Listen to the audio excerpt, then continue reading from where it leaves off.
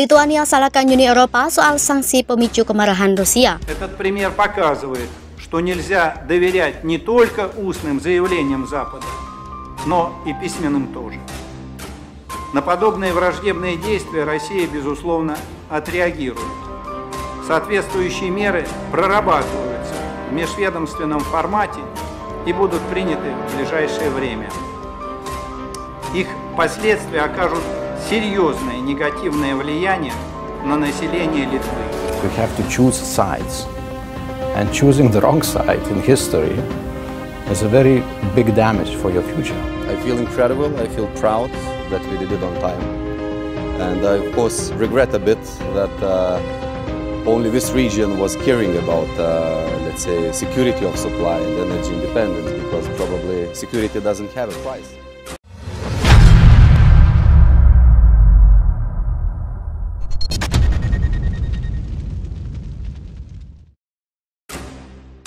Dampak invasi Rusia ke Ukraina terus meluas dengan berbagai sanksi yang diberikan negara-negara NATO, termasuk Lituania yang kini melarang transit kargo kereta api dari Kaliningrad, Rusia. Namun, sanksi Lituania itu berbuntut panjang dengan kemarahan Rusia untuk kembali mengarahkan kekuatan militer.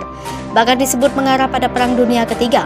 Menteri Luar Negeri Lituania, Gabrielius Landsbergis, akhirnya menanggapi soal larangan transit kargo kereta api dari Rusia ke wilayah Kaliningrad, Lituania, Senin 20 Juni.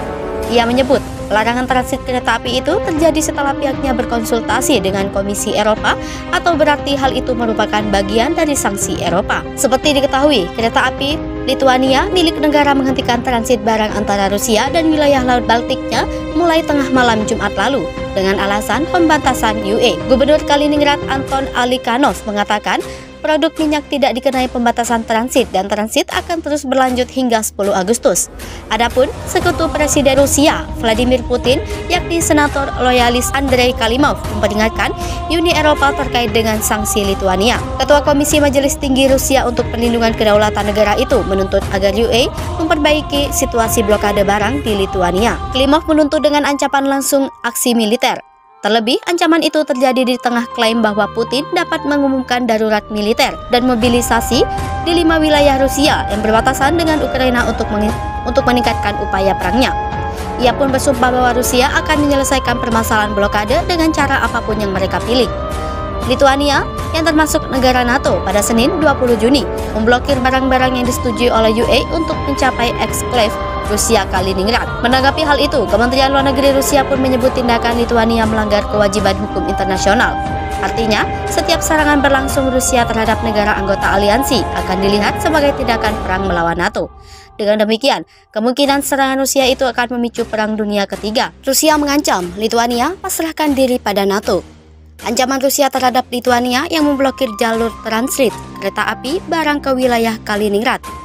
Para penduduk negara itu pun menggantungkan harapannya kepada NATO. Vitalijus Sidiskis mengatakan meskipun sulit untuk memprediksi apa yang mungkin dilakukan Rusia, dia akan tetap tenang karena Lituania merupakan anggota Uni Eropa dan NATO. Kaliningrad, sebelumnya pelabuhan Königsberg, adalah ibu kota Prusia Timur yang direbut dari Nazi Jerman oleh pasukan Moskow pada April 1945 dan diserahkan ke Uni Soviet setelah Perang Dunia Kedua.